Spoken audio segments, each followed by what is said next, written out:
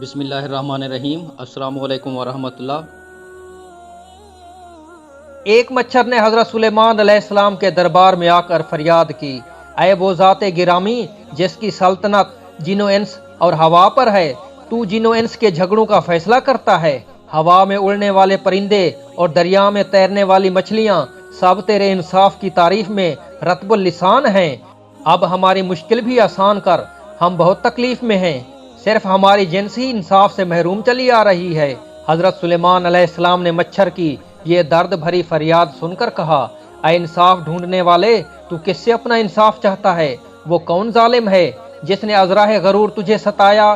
مچھر نے عرض کیا، اے سلیمان علیہ السلام، ہوا کے ہاتھوں بڑی مصیبت میں ہیں، وہ دونوں ہاتھوں سے ہم پر ظلم کرنے والی ہے۔ حضرت سلیمان علیہ السلام نے فرمایا، اے مچھر، مجھے خدا نے حکم دیا ہے کہ کوئی فیصلہ اس وقت تک نہ کروں جب تک دونوں فریق حاضر نہ ہوں۔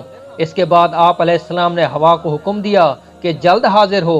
مچھر نے تیرے خلاف ہماری عدالت میں دعویٰ دائر کیا ہے، اپنے مدعی کے برابر آ اور اپنی صفائی میں جو کچھ کہنا چاہتی ہے کہے۔ ہوا حکم سنتے ہی فراٹے بھرتی ہوئی آئی اور حضرت سلیمان علیہ السلام کے روبرو حاضر ہو گئی۔ مچھر اس ہوا کی تیزی سے راہ فرار پر بے اختیار مجبور ہو گیا۔ مچھر کا دم گھٹنے لگا، اس میں ٹھہرنے کی تاب ہی کہاں تھی، فوراً بھاگ نکلا۔ حضرت سلیمان علیہ السلام نے فرمایا، اے مچھر ٹھہر جا، تو کہاں جاتا ہے تاکہ میں دونوں کا فیصلہ کروں؟ ذرا رک تو صحیح، تیرے مخالف فریق کی بات بھی سن لوں۔ مچھر نے بھاگتے ہوئے کہا، اے بادشاہ، میری موت ہوا ہی کے وجود سے ہے، اس کے دھوئیں سے تو میرا دن سیاہ ہو جاتا ہے، اس کے ہوتے ہوئے میں قرار نہیں پا سکتا، میری جگہ سے مجھ کو اکھاڑ پھینکتی ہے، اسے دیکھتے ہی میری آدھی جان نکل جاتی ہے۔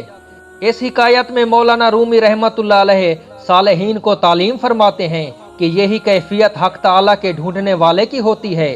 جہاں حق جلوہ نما ہوتا ہے، ڈھونڈنے والا وہاں سے غائب ہوتا ہے۔